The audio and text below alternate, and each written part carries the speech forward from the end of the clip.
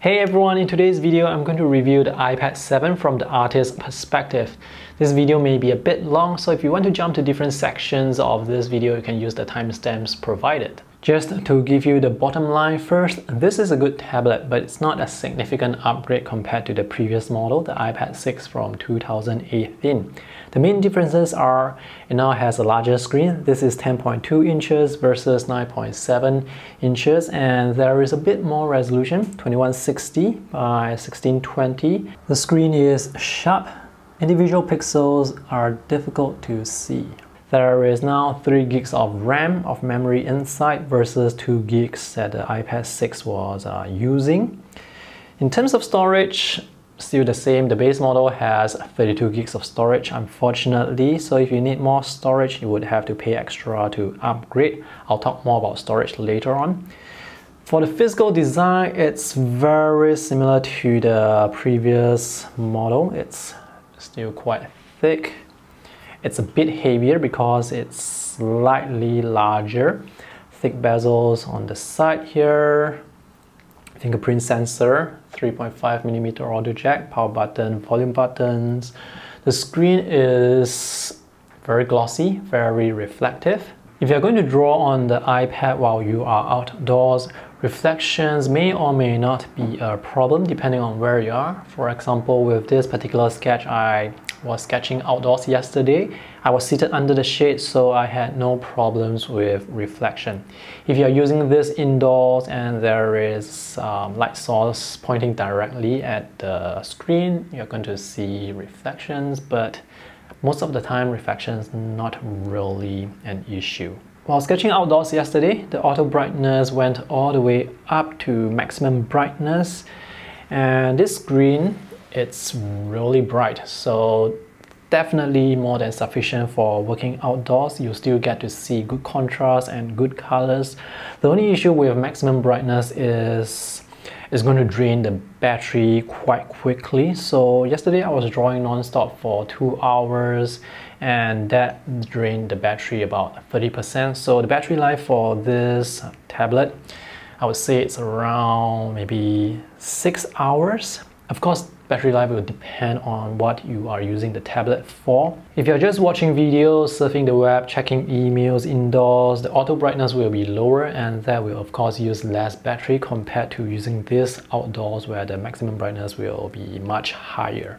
I really like the increase in screen size from 9.7 to 10.2, so now this is even more comfortable to work with compared to this sketchbook, which is 21 centimeters by 13.5. The drawing surface area of the iPad, it has more vertical height, so this is almost half an A4, and this is a very nice size to work with. The weight of this is 483 grams. This is the Wi-Fi model. The LTE model weighs a few grams more. The iPad Air weighs a few grams less. Now this combination of weight and the size makes this iPad very portable. It's lightweight, but it's not that light. So this sketch was drawn yesterday while I was commuting on the train. I tried to hold the iPad like this. I cannot do this for more than 30 seconds. My thumb will get very tired. So while drawing this sketch, I was actually holding it like this.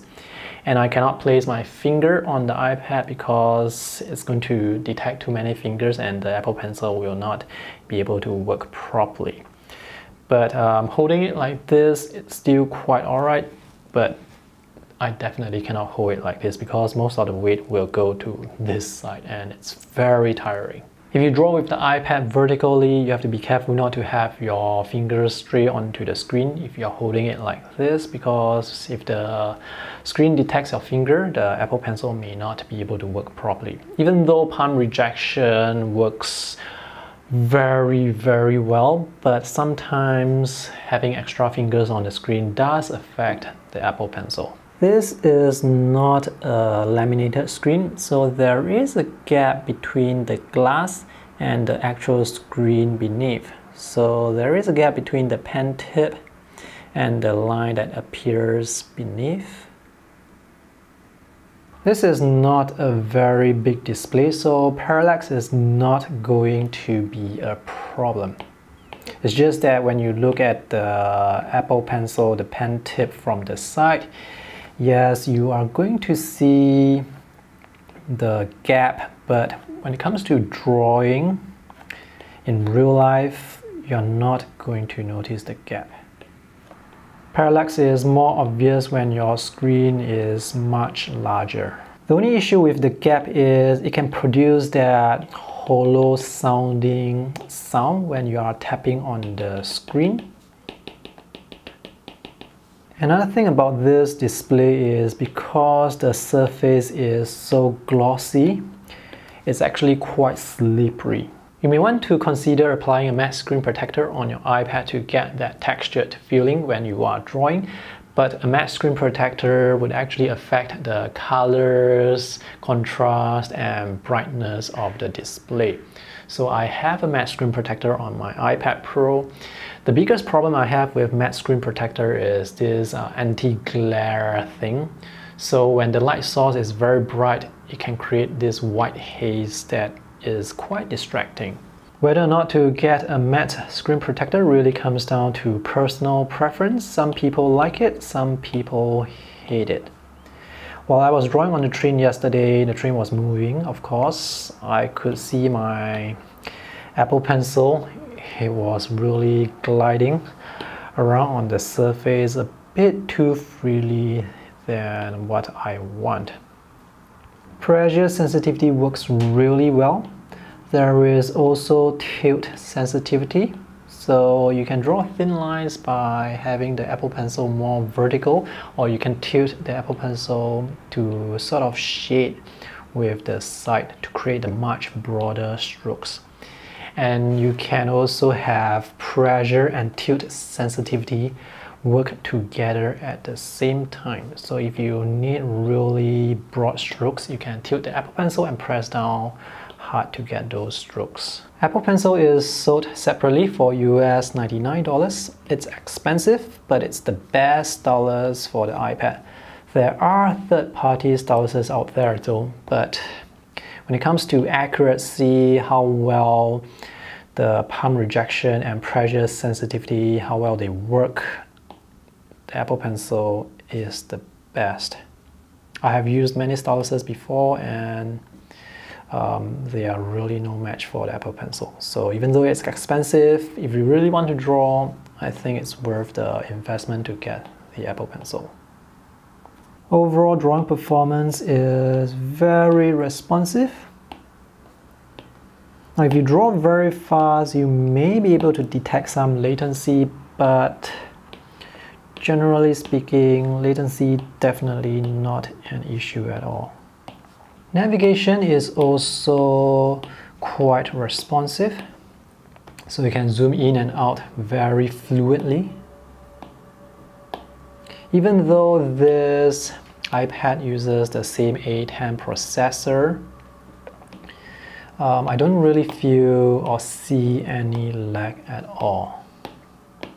Let's take a look at the file size for this quick sketch. The image file size is 8.9 megabyte. So this is a very simple sketch, so the file size is not that big. Now notice here it has a video file size, so with Procreate they also records a time-lapse video for your drawing. If you know you're going to draw frequently, if you're going to make complex drawings, big drawings with high resolution, you're going to use multiple layers with lots of textures, I do recommend you get the 128 gigs model so that you don't run out of space. So for this drawing, which is actually a map, it looks kind of simple, like it's just line art and flat colors with some texture. Let's take a look at the file size. The image file size is 72 megabytes, but the video file size is 400 over megabytes. The reason for this large file size is I was drawing with a reference photo, so the video actually recorded the reference photo. That's why. If it's just a line drawing, it's not going to take up that much storage. Procreate does give you the option to delete the time-lapse video, or if you don't want to record any video, you can turn that off in the settings. So the file size depends on the app you use, complexity of your drawing, and also the file format. If the app records videos like Procreate, the file size is going to be bigger.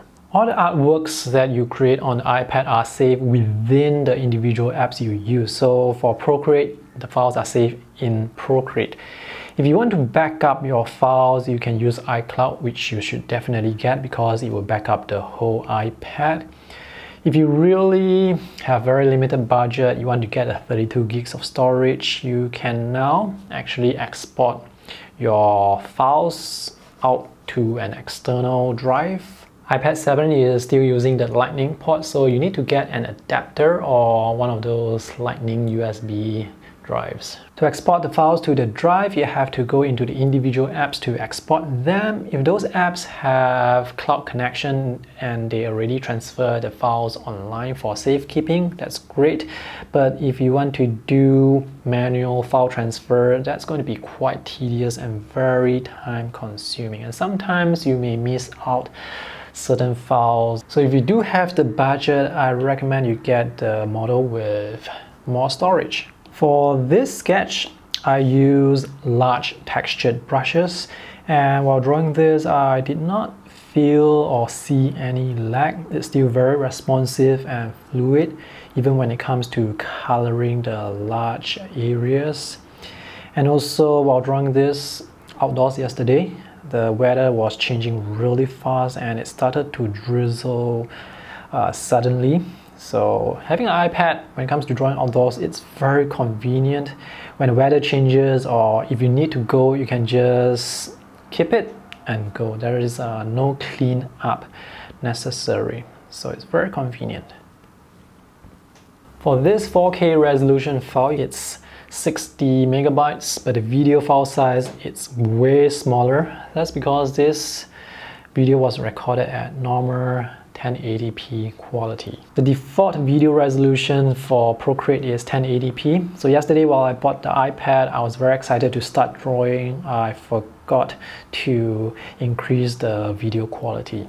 When I reviewed the iPad Air 3, I tried to create an A4 canvas at 300 dpi. The maximum number of layers I was able to get was just 19 layers. For this iPad, which also has 3 gigs of storage, somehow it can create a maximum of 26 layers. So maybe the Procreate developers, they have increased the limit, which is great. Overall, this is a great tablet for digital drawing, especially for those with a limited budget. This is significantly cheaper compared to the iPad Air 3. The most expensive iPad 7, which is the one with 128 gigs, is still cheaper compared to the cheapest iPad Air 3 with 64 gigs of storage. And for the pricing, I think it's very reasonable. Even though it's not a big upgrade compared to the previous model, it's still using the A10 processor. The overall drawing performance is still very fluid. I did not notice any lag at all, so that's great. So yeah, if you have any questions regarding this iPad, let me know in the comment section below. I hope this video is helpful. Thanks for watching. See you in the next video. Bye!